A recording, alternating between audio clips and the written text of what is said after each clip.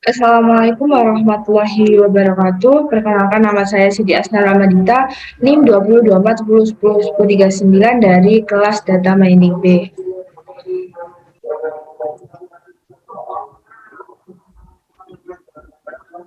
Nah, di sini tugasnya adalah melakukan dan menjelaskan clustering pada dataset mal customer CSV dengan ketentuan dan angka-angka sebagai berikut. Nah, di sini yang pertama data processing. Kita importkan dulu import pandas as pd, import seaborn as sns, from scalene.cluster import kamins, from matplotlib import pyplot as plt. Nah, soal yang pertama load dataset dan buang fitur yang tidak dibutuhkan serta rapikan dataset. Nah, di sini kita upload dulu file CSV yang akan kita gunakan. Nah, di sini kita buat variabel MC sama dengan PD read CSV. Nah, ini kita tulis nama dari file CSV-nya, mal customer CSV ini. Terus kita buat data data frame sama dengan mc.copy. Terus ini df.head untuk menampilkan 5 teratas dari datanya. Nah, di sini ini kita post dulu.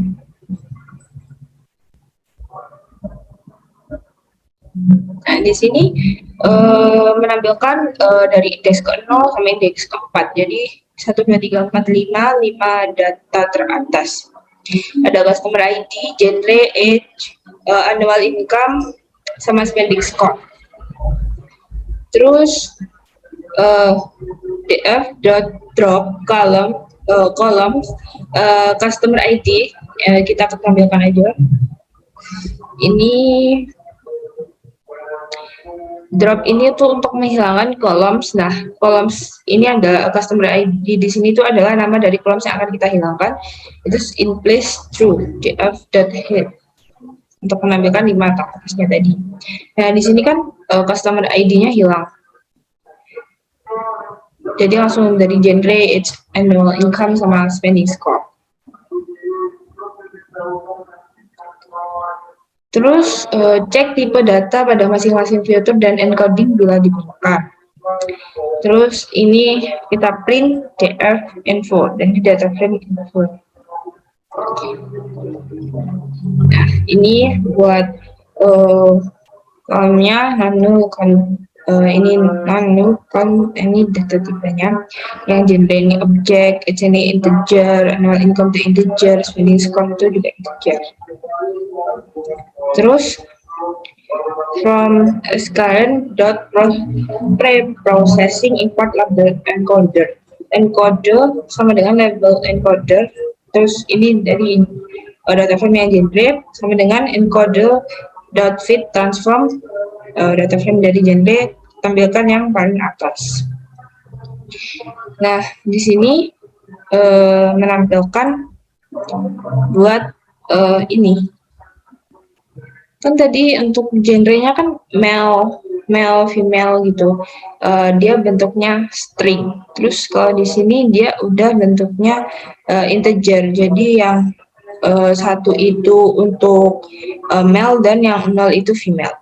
Terus cek data null dan data duplicate.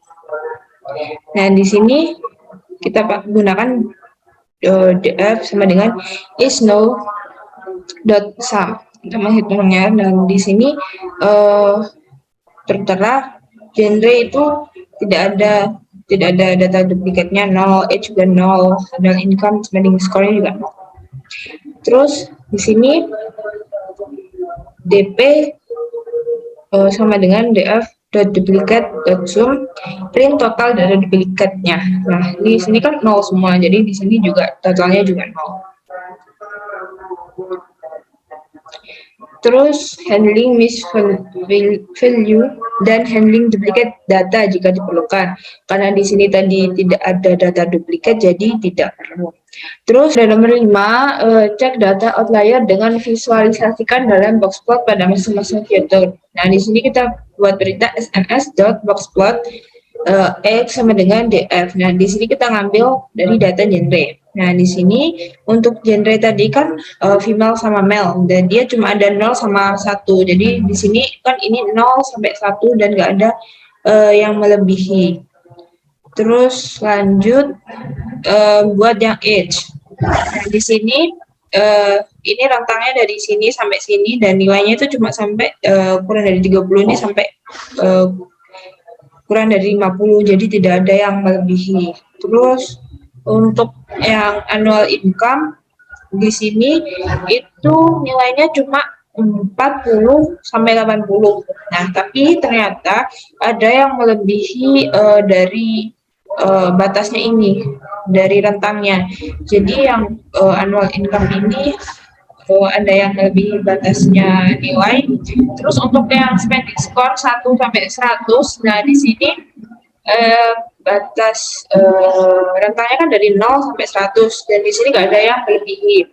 Terus nomor 6, handling outlier jika diperlukan. Karena tadi pada annual income dia ada data yang melebihi dari rentang, maka kita memerlukan buat handling. Nah, di sini kita buat variabel Q1 sama dengan DF annual income dot kuantil dari 25, terus yang Q2 kuantilnya dari 75. Terus dengan IKR sama dengan Q2 dikurangi Q1.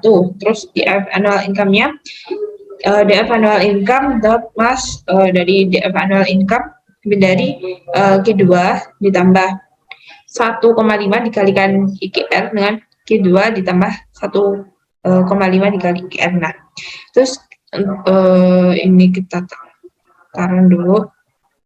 Terus untuk menampilkannya, ini untuk menampilkan dari annual income yang udah kita. Nah, di sini kan sudah tidak ada data yang melebihi dari rentang tersebut. Terus di sini visualisasikan korelasi antar fitur dengan visualisasi heat map. Nah, di sini kita buat df.chart sama dengan df.chart, terus dengan sns.heatmap df.chart, unload sama dengan true. Nah, di sini dia menampilkan dari genre, terus age, terus annual income, sama spending score.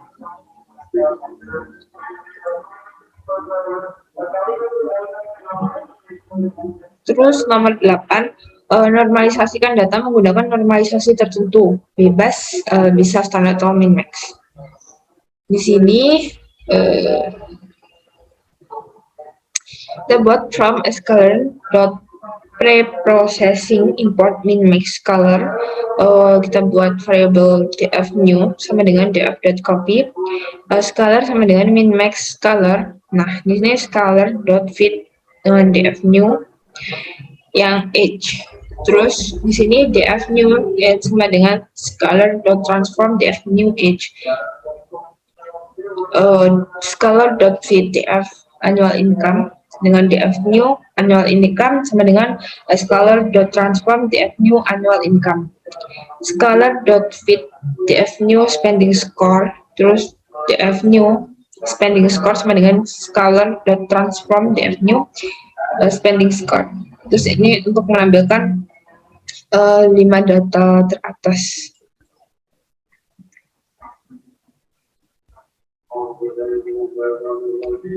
Kan di sini dia menampilkan 5 data teratas ya. Ini indeks ke 0, 1, 2, 3, 4. Terus ini data terbawah ya. Terus ini ada 200 baris dan 4 columns. Dan di sini tampilkan scatter plot sebelum clustering dengan kombinasi 4 atribut.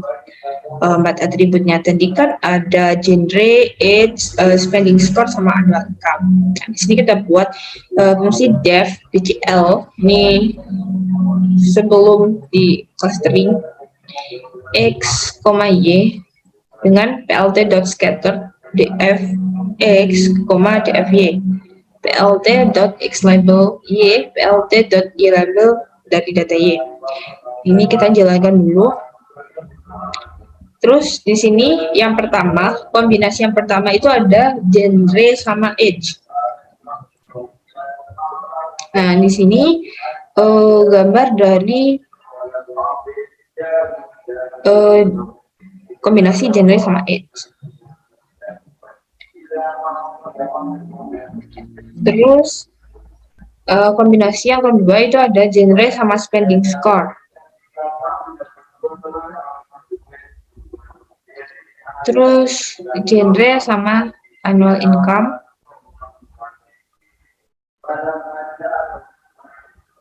Sama age sama spending score.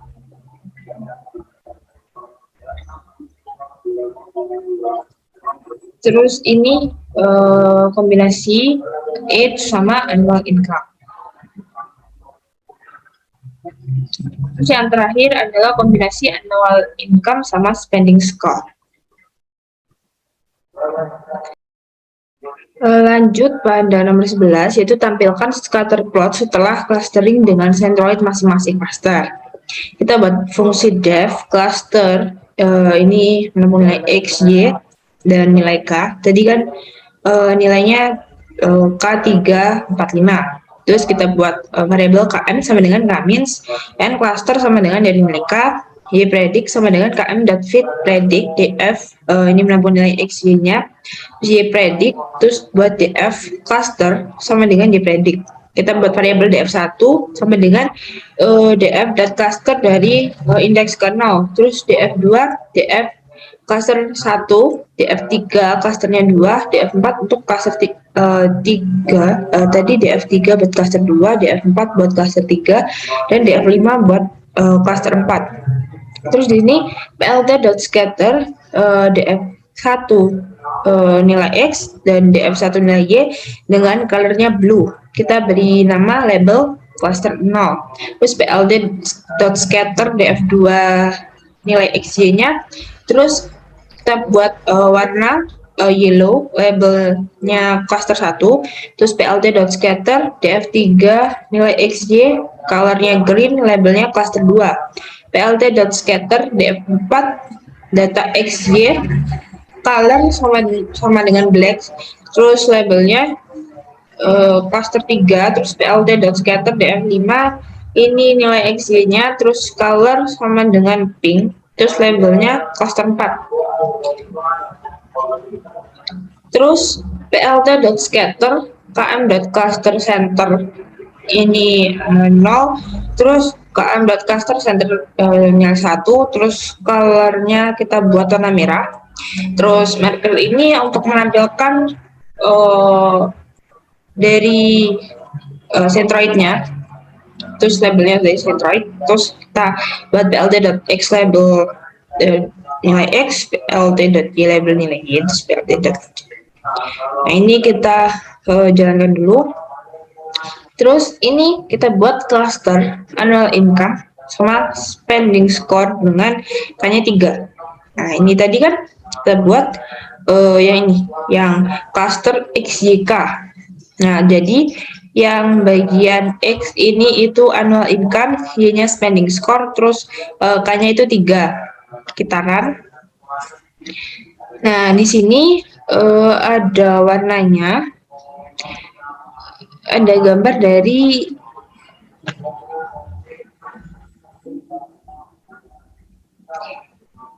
yang biru ini itu adalah cluster 0. Ini cluster 0. Terus yang kuning ini cluster 1. Terus yang hijau ini adalah cluster 2. Nah, di sini annual income sama spending score-nya kan dia hanya menampilkan tiga cluster.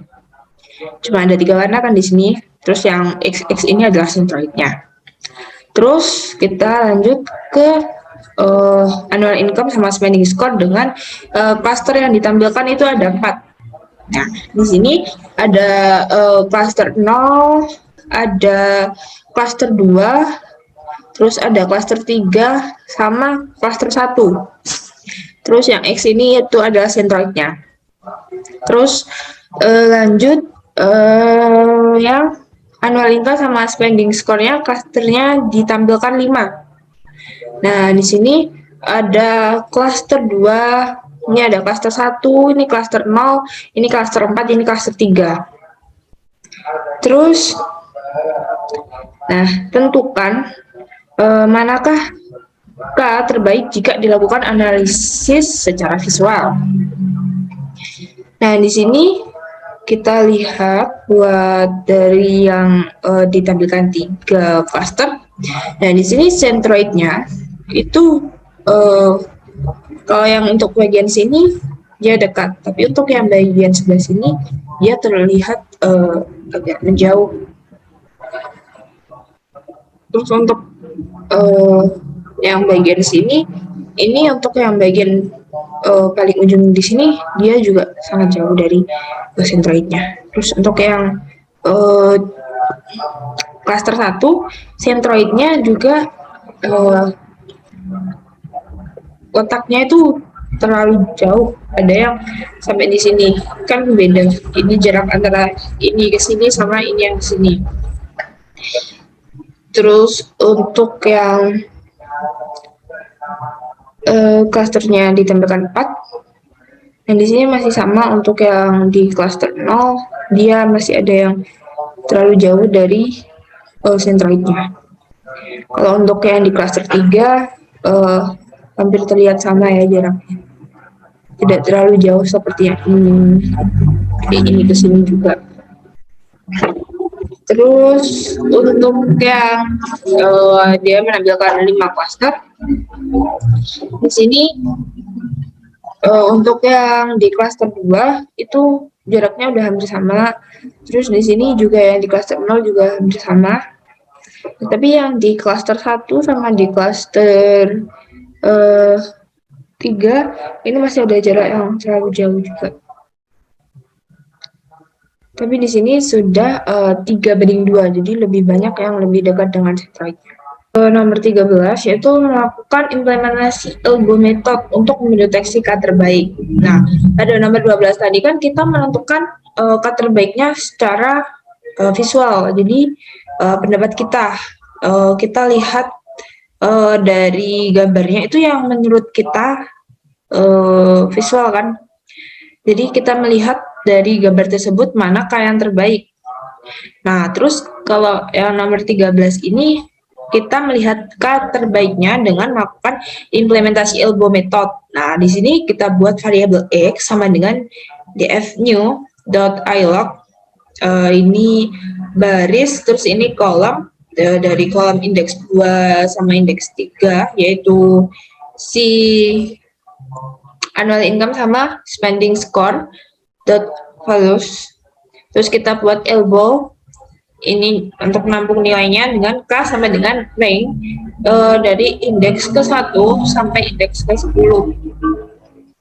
Terus for Y in K dengan Kmin sama dengan Kmins and cluster sama dengan Y, dan Kmin dot fit X elbow dot bend Kmin dot inertia. Terus di sini PLT plot untuk menampilkan gambarnya.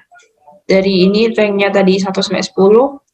Ini dari elbow-nya, terus plt.x label. Jadi yang sumbu X-nya itu adalah jumlah cluster, terus sini untuk menampilkan gambarnya. Kita run dulu. Nah, di sini kita lihat gambarnya. Nah, di sini di bagian ini kan sumbu Y-nya, terus ini sumbu X-nya. Jadi di sini adalah jumlah cluster. Di sini ini jumlah cluster 1, cluster 2, cluster 3, cluster 4, cluster 5, dan seterusnya. Jadi kan dia menampilkan dari rank 1 sampai rank 10. Untuk 10 itu tidak masuk. Nah, di sini untuk paling membentuk sebuah ini ada di pada cluster 5. Ini tadi kan yang cluster 5 kan bandingannya kan 3:2 kan, yang paling dekat-dekat. Nah, di sini kita menggunakan implementasi ilmu metode juga yang paling terbaik adalah yang nomor 5 atau yang cluster 5.